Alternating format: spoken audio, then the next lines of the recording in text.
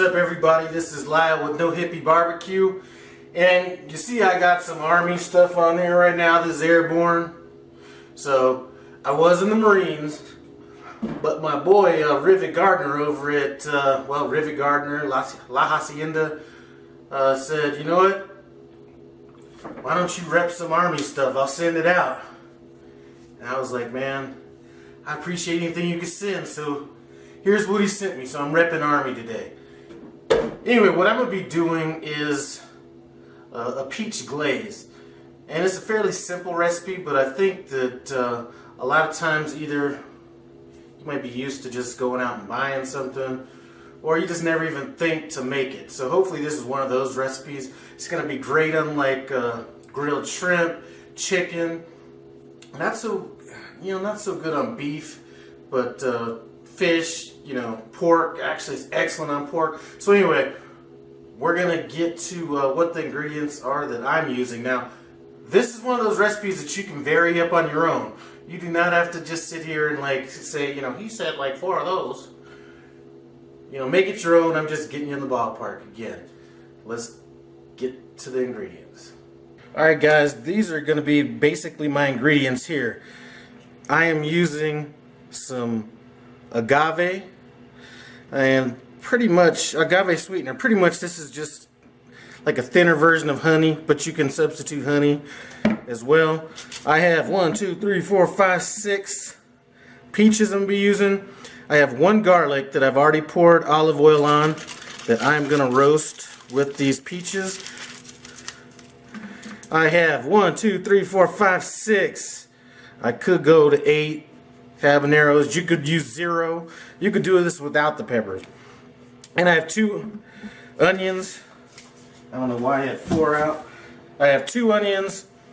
And that's pretty much going to be it. Now we're going to add salt to taste if needed. And I may add some brown sugar to it just depending on how it looks. So my first step is going to be to get these habaneros off of here, because they aren't going to be roasted. Now this is one of those things that you could do on the grill, but when I do stuff like this, I'm just going to assume that some people just don't have a grill. So if you have a grill, you could throw these out on your grill. Same thing with onions and the garlic. So I'm going to put these in the oven at about 350, and basically we're just going to look for this stuff to get broke down a little bit. And then once the peaches are done, I may keep these in and broil those just to kind of char them up. All this will start making sense in a little bit. Alright guys, so these peaches and onions and garlic, I took the garlic out at about 25 minutes because I thought it was roasted enough. But they've been in the oven for about 45 minutes. I didn't put my habaneros in. And I have some cilantro, which I did not mention as one of my ingredients earlier. And I'm also going to be using a little white vinegar in that. So now, it looks ugly right now. But what you're going to do is get everything in this food processor. Let me try to get this in as fast as possible.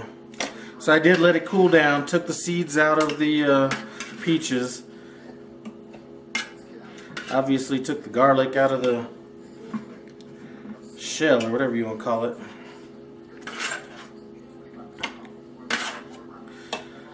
Alright, so we're getting all this in.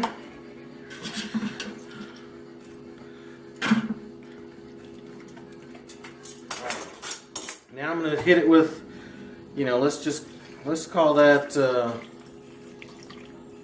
half a cup of vinegar. I'm not going to do any salt or anything like that yet.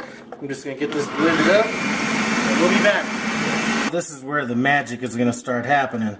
So, like I said, if you don't like hot food, but you still want to have a glaze, this is a good way to go about it. So anyway, here's I'm going to call it a mash, because that's pretty much what it looks like. We have that going, so you're like, dang, that looks a little messed up. Here's where we're going to come along and... This thing is not cooperating with me. So now we are going to go ahead. Here's where we kind of thin it out a little bit. Now I'm not going to add my agave yet, which I was about to make a mistake and do that. it wouldn't have messed it up. It just makes it easier for this to kind of cook down a little bit now. So I'm going to do that. We're going to go with, I'm going to say this is going to be a tablespoon and a half of salt. So we're going to go with this right now. So right now we are stuck with basically, you know, we're basically almost a hot sauce at this point. What we're going to do though is we're going to cook this down for about 45 minutes. I'm going to bring this up to just under a boil. Then I'm going to shut it down and just simmer it for 45 minutes. So that's where we're going to pick up the video then. And we should be about, at that point we're going to be about where this is going to be the glaze that we're looking for. So we'll check you back then. The hardest part about this stuff is over with. We've roasted everything. We've kind of blended it up. We've cooked it down a bit. Now it's just time to strain it. And hopefully I don't have this thing too full, but that seemed to work. Good. Alright. I'm not going to do this whole pot. You guys are going to get the point. There's some more left over here. But now all we're doing is running it through our strainer. So I'm going to go ahead and finish this up and finish this pot up. And we're going to be on to pretty much the last and final step at that point. So thanks for hanging in there with me. And like I said, okay, we're straining this out. I'm going to throw all this pulp away. So we're just going to be left with like just the juice of it pretty much. So anyway, that's it. See you back in a bit. So right now, you know, I just strained it out, returned it back to the pot. So right now we're kind of left with the semi kind of thick sauce. I mean, it's like almost like a light syrup.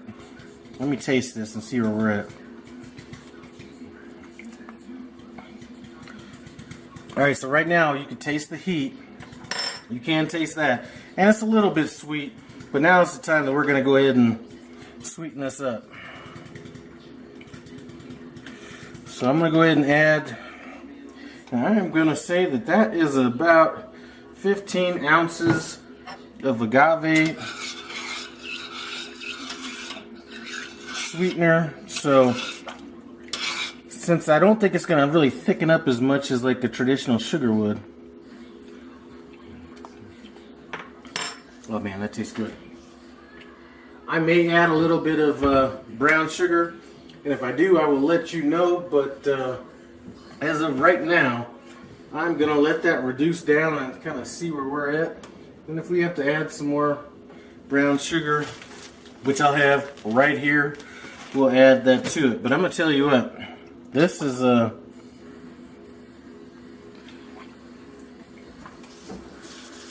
man, that stuff is good right now.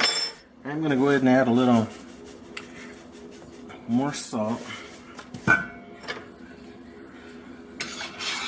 Just rinse this spoon off again. So anyway, my God, I cannot wait. Anyway, we'll be back. So I had this sauce simmering for about an hour or so. It didn't get as thick as fast as I wanted, and it was probably because I used that agave hippie shit. So if you want to follow this recipe, go ahead and use real honey on that. I did end up putting about a cup of brown sugar in there just to kind of help it thicken up. It's not quite cool yet, but I am tired. It's like 7:53 on a Sunday, and I don't know why I'm so tired, but I'm about to get in bed. So all I got to do now is I'm going to go ahead and jar this up. And right now it's still a little thin, but as it cools down, it will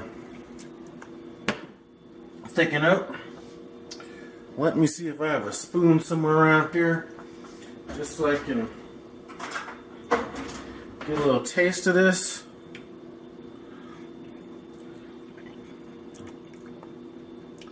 I mean, seriously, this is something that you could, this would be excellent on ribs.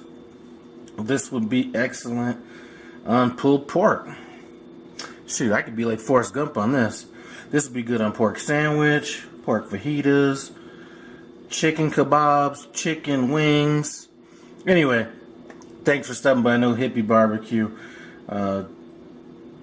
3 things to do. Comment, subscribe, holler at your boy.